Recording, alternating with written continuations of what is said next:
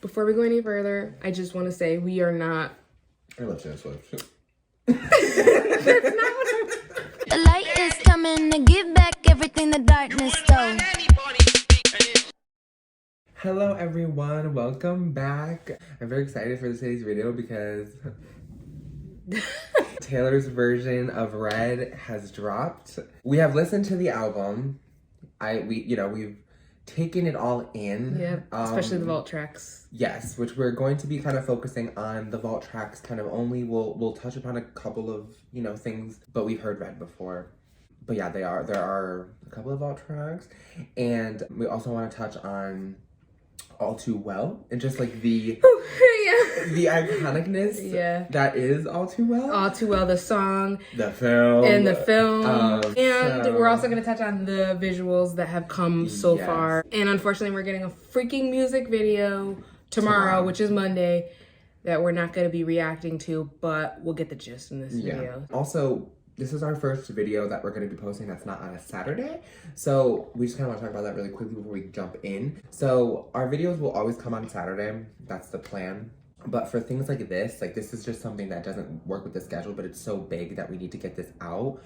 So there are going to be videos that will just kind of surprise drop. You'll still get a Saturday video, but you might get one earlier in the week depending on what's dropped. But you'll always get a Saturday video. Right. Because we don't want to, Red Taylor's version is so relevant right now, we don't want to push it off for basically another week. Exactly. So, because we have other things that we want to do.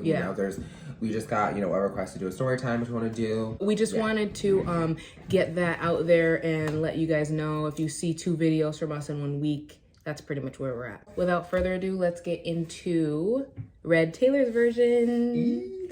We have the track list in front of us. Now, I'm gonna clear my throat for this one. We got 10 vault tracks on this album, which Fearless was definitely less. Yeah, 6. 1, 2, 3, 4. Oh my God. Yeah, 6. So definitely less. But the thing is, she's releasing the song, whatever songs that she scrapped, we're getting. So I don't think that there's really a number that's gonna be set. So I was surprised that we got this many vault tracks. 30 tracks for this album were created on top of a 10-minute version of a song. Yeah, that takes a lot to do. I remember I had clicked on this album originally, and he's the true stan here. I do listen to Taylor. I do like her a lot. But he knew this. He foresaw this coming. He was a little bit more up to date on it. Me clicking on Red Taylor's version for the first time, I'm scrolling through and I'm like, holy crap! There's so many vault songs. So I think it's so cool. And like you said, especially on top of a 10-minute song, it's a lot to take in. And the thing is, with only Taylor can do this. This is something that has never been done before, because obviously no artist should have gone through this in general. But I think the fact that she's able to do this, there was a review and I don't remember the exact quote, but it's basically you just took a classic and made it even better. Something under the lines. Because it feels like now a perfectly packaged, wrapped body of work. You just elevated it. Obviously it was iconic and good before. Let me literally take any little thing that I could have done. The fans really love All Too Well, so now I can literally make that a single. And now I know. Yeah. Anyways, let's go track by track here. Ronin is the first vault track. This is my least favorite track, solely because I really don't vault track. I don't really comprehend really necessarily what she's saying, because I'm just a dumbass. It's about a little kid. Sonically, it's cute, it's whatever, but there's so many other vault tracks that I'm focusing on. I kind of feel the same way about this track. It was kind of just okay, it was kind of just thrown on there. I also didn't really understand the gist, and usually I'm pretty good at picking apart songs. You always say to me, what does this mean? Or you'll say, because I don't... But I even couldn't, really wrap my head around it. I feel like it was kind of just... There's definitely a storyline behind it that I just don't know. The second vault track is literally I would go to this performance and go to YouTube just to listen to it in my car, because it's that good. But hearing the studio version, I was so scared that it wasn't gonna hit right. This song is 110% top 500 discography in my eyes. It's that fucking good. Just sonically, lyrically, it just hits. The thing about this song is this: before I got a chance to actually sit down with the album, or sit down with the vault tracks in general, my good friend here sent me the song Better Man. And I went through and I listened to it, and I like to click on the little Apple Music lyrics, and I like to go through them as I'm listening. I think a lot of people share that type of thing. Yeah. But I was listening and I was like, holy crap, like this is such a, it's kind of like a heavy song. 100%. Like, you know what I mean? If you can relate to it, 1000%. And, you know, it's not just like a lot of songs, and especially like a lot of songs from her, it's not just a track that's relatable to a romantic relationship. It could be relatable to a million different relationships with men or women in your life. You know what I mean? I know the song is called Better Man, but you know, me personally, one of my favorite vault tracks that I listen to on here, due to the fact that the lyrical content is just so strong. I mean, she's so known for that, but like, come on now. My favorite line, you know what, oh no, this isn't, never mind. Well, I love all the lyrics, but no. I'll talk about it when we get to All Too Well in 10-minute version. But there's not a singular lyric in Better Man. I'm glad that we have this. Thank God. Studio version, yeah. Because honestly, I think I had literally only heard Better Man like live once. Wasn't even on my radar. Like I said, he's the stan here, so it wasn't on my radar. But now listening to it, it's like, damn. Especially, we've both had personal experiences where this is very relatable, not just in a romantic sense. And it's a big, like, swallow, like a big pill to swallow. Yeah. It's like hard pill to swallow, yeah. A big pill to swallow. I was gonna make a joke, whenever. Yeah. But yeah, it's heavy, but it's so good. Nothing New would be the third track from the vault. This one features Phoebe Bridgers. Yes, it does. I really like this one. It's very mellow. It's giving like rainy day vibes. It's cute. I don't know any of Phoebe Bridgers' music. No, I've heard of her. Like as soon as I saw the name, I was like, oh, but I've never. Yeah. I like it. It's not a favorite of mine, but it's okay. It's good. Yeah, that's how I feel about it too. It was very nice. Like I said, I don't have anything weird or like bad to say about it. It's just there, you know? Yeah. It kind of gave me like more of a recent stuff vibes. Evermore vibes. Yeah. Evermore. It could have came off Evermore. Babe is a song that was originally with Sugarland. And I do remember it now that you say it. I will be honest. Do I like sonically how Sugarland's is better than this? Yes. I wish that she kept that, but I don't think that she could have because of that they own that song. This is cute. I think it will grow on me This is so one of my favorite vault tracks just because of the lyrics and just what it is. I think she made it in Sugarland. It's more like I remember emotional. Yeah. Whereas this is more like you know, you're strolling down like New Orleans or some shit. Like right. You know, it's a different vibe. Whereas I was more invested in the emotional aspect. The other feel of it. So now that it's more of like an upbeat thing, I have to kind of let that grow on me in a different way. I was gonna say this was the original sound of it, and then they must have changed it, the instrumental, when they, you know. So yeah, it's interesting. She sold it to Sugarland. I wonder how that went. I wonder how like it went, like being able to put it out on a project with just her, like, you know what I mean? Because if it's somebody else's song, I wonder what the backstory is to that, like getting that credit to do that song. Maybe she got it under the credits of like a cover, maybe, I don't know. Like I mean, they really included her vocals in it, so I don't think that they minded. Like right, and she rearranged the song, so exactly. I think that's kind of how also it was able to work. Next track is Message in a Bottle, which this one is a very standalone one within everything. Yeah. It sounds completely different than anything off of Red, and especially off of the vault tracks. It's very poppy. Yeah. It sounds very bubblegum pop. I almost didn't expect it because like when you take the original version of Red and you have like the poppy songs, 22, I Knew You Were Trouble, it's very country pop. Right, but that track, Message in a Bottle, giving me Lover 1989. Yeah, it doesn't really fit the vibe of the pop songs on Red. Which is why I get what was scrapped. And I also get why, I think you told me this, but like somewhere in the previous album, there's like a prelude or a precursor to the next one. Yes, which would make sense for 1989. Yes, but we never originally got that. She's referring to the fact that, I don't know if this is a theory or if this is just fact, that Taylor will kind of give a precursor to the next record in the most current record. So like Gorgeous from Reputation was a precursor to Lover. And so on and so forth. I do like this song a lot. It is, like I said, it's one of the ones that I go back, like I'm this is one of my favorites. But this is, with this song, Message in a Bottle, Taylor said, and I think it was a Rolling Stone interview, that this was her splatter paint album. Yeah. Where she experimented and she explored, because this was gonna be the experimentation from country to pop. So it was kind of a mesh of taste testing and seeing what's gonna stick and what's not. And I think that's why in this little message at the end of the album, all over the place, a fractured mosaic. It was all over the place, which makes sense. You know what I mean? Because, and I think that's what makes it so cohesive. Because when you're in a state of shock from losing, grief. Yeah, you know what I mean? Whether it be in a relationship or whatever, this is what you feel. It's all this emotion. So as incohesive as Message in a Bottle is, wrapping this up, it fits. Now, I Bet You Think About Me. This one is definitely also Evermore vibe, which I don't want to say that it's Evermore vibe, because this was already created way prior. But it's definitely heavy country, giving Betty vibe, actually, which was folklore, but sister albums, whatever. This is going to be a single, obviously. We're getting a music video tomorrow for this. I do love this song so much, and I feel like it's going to make me love it even more because we're getting a music video for it. I love the message of it. It fits right within the album. You just had Message in a Bottle before, and now this. It's just so, you're either getting country, pop, or both. It's just, it works. I agree with that. It definitely did give me, her recent... a lot of these vault tracks, did kind of give me vibes of her, or little esque of her recent work, which is interesting, like you said, because it was recorded prior. You know what I mean?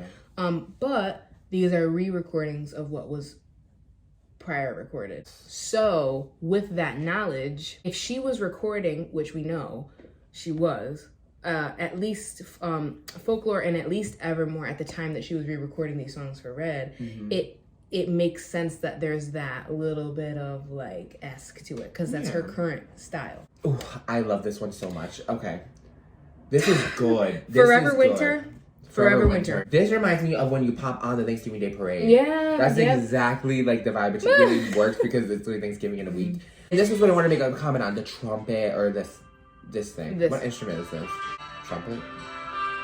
Something, but it's just so good. Just love the utilization of those types of instruments. I really be making up words. This song is simply I will literally be depressed if you don't stay with me. So it's interesting that you had the insight about this song that you did, because meaning. Not the insight, but you the interpretation. I interpret it my own personal way. Half the he says, he'll show me a song and be like, I really like how this is talking about A, B, and C, and I'm like, that's not what it's talking about. What is it talking about? Well, this is what I got out of it, and I'll tell you right now. It's gonna be Forever Winter. If I could be your summer sun. So he's up at 3 a.m. He's up at 3 a.m. pacing. It's not just a you should. My voice comes out begging. So now he's not in a phase he's going through something, he's in a state of depression, he's in a state of anxiety, and she says, all this time I didn't know that you were breaking down. I didn't know all this stuff was happening to you. I can be there for you in this time. Listen, I'm trying to explain this shit. He's like, I had to fall to pieces at this time. So, I'd fall to pieces on the floor if you weren't around. Too young to know that it gets better. This song is about suicide to me. Because I'll be summer sun for you forever, forever winter if you go. Oh my God, you're right. And that forcing smile. Listen, but when the lights go out, it's hard to breathe. Oh, this is bad. And then I call to check up on him. When you comprehend.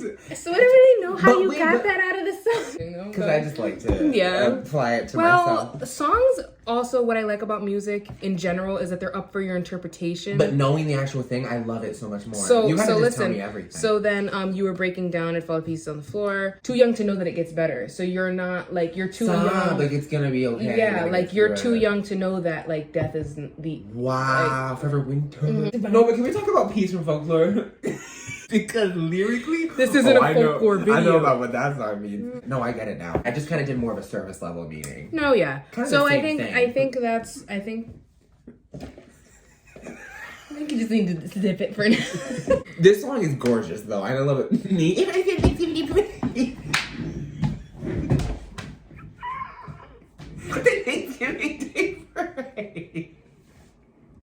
I know the vibe was reminding him of Little Thanksgiving Day Parade-esque. Anyways, I just want to say we are not. I love Taylor Swift. That's not what I'm fucking talking about. Like, laughing moment because yeah. 100%. Yeah.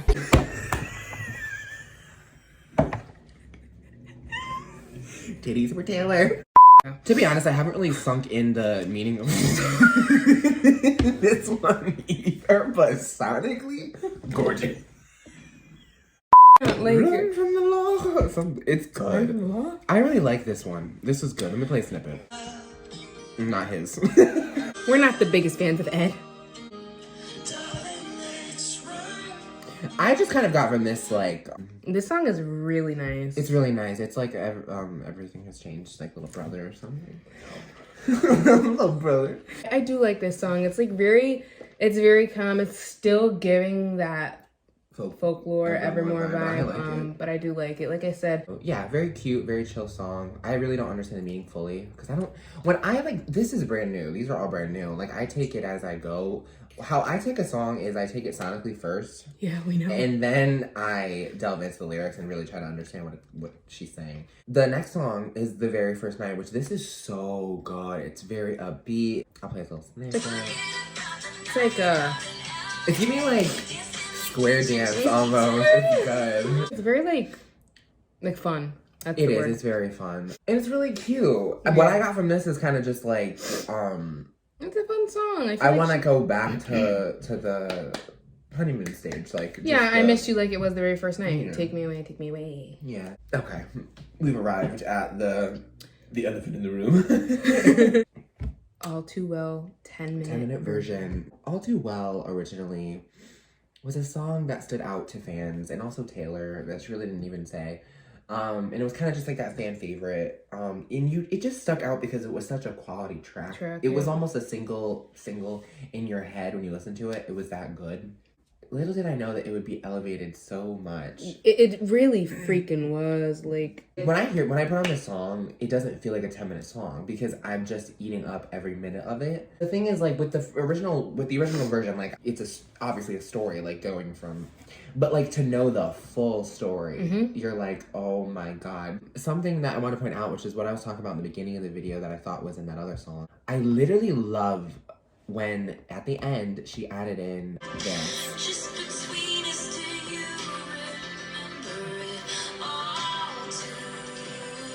And then at the end, she says, yes, you do remember it all too well. if you don't mind.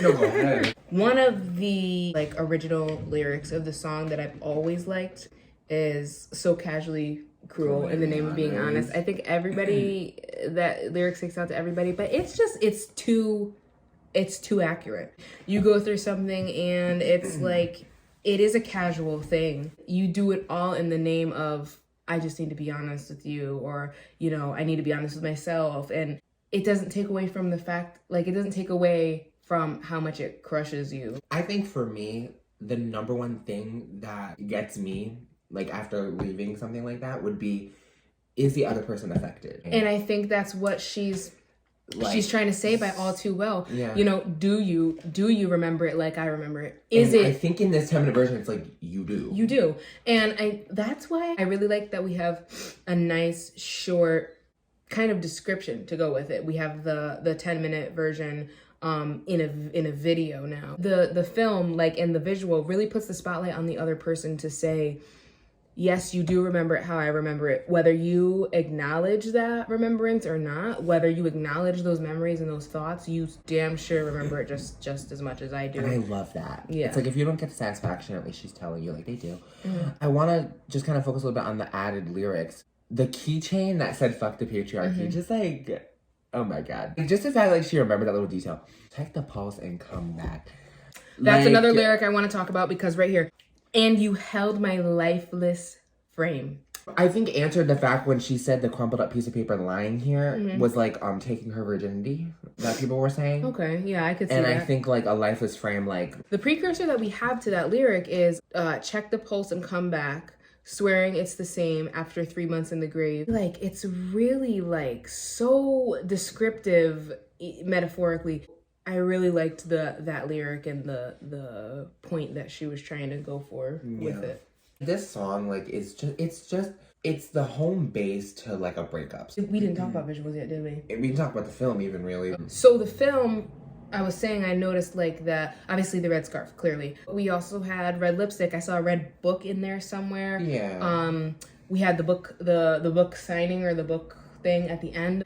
A book is so symbolic of this story is done. Over, and it's I not am over. Like, but now, I'm owning it now. Yeah, and it's kind of weird that it goes with both the fact that now she owns her work, but also the fact that she owns her. Yeah. But it's also like, you know what? I'm closing out this chapter. The book is finished, and you're standing on the outside looking in at this. You're not even in the fucking building. You're standing on the outside looking in, and I've gotten no. Imagine she was so young too. Like, this and was she's her first. she's our age, and I feel like it's like, you look what you didn't do. You didn't take ownership of your feelings. You didn't go through this whole healing process, and you get to watch me finally own this and say, you know what? Yeah, I was her. This is my story. Yeah, this is the story. And I know that you were too, but you're too much of the to acknowledge it. That's why you're sitting out fucking side. That is Red Taylor's version. I wanted to touch a little bit upon the visuals. I had a couple of comments. I love this cover so much, and I love all of the Taylor versions covers so far. We have Fearless and Red. I just like the simplicity of them. I think that it's nice because the original covers were kind of graphic design was not their passion.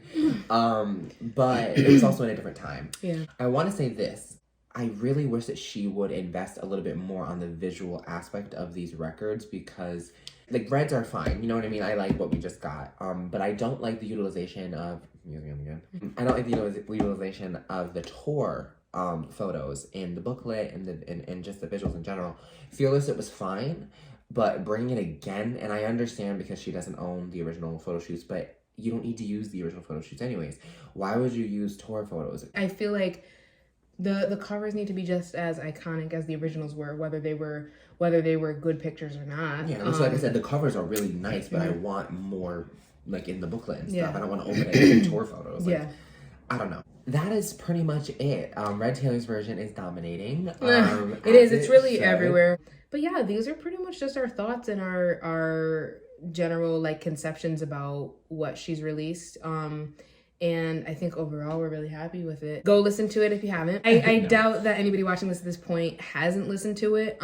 But with that being said, I think this wraps up this week's video. Like I said, this is probably going to be posted either Monday, which is tomorrow, or Tuesday. So you'll be seeing that this earlier this week. And then we will have a reaction coming on. If you're up to date and you pay attention on the 19th, you'll be getting it. But so we're gonna wrap this up by saying, please like, comment, and subscribe. Turn on your post notifications, because we do post on a consistent basis. So turn on your post notifications, leave a comment, start a conversation. We love to see them. We read every single comment. And as always, if there's something that you guys want us to react to or touch on, leave us a comment. Let us know. We'll see you guys next week or this week. We'll see you earlier this week. Yeah, we'll see you Saturday. And then back on Saturday. Something like that. Okay. We're gonna get out of here. Thank you for watching. Bye. What did she say?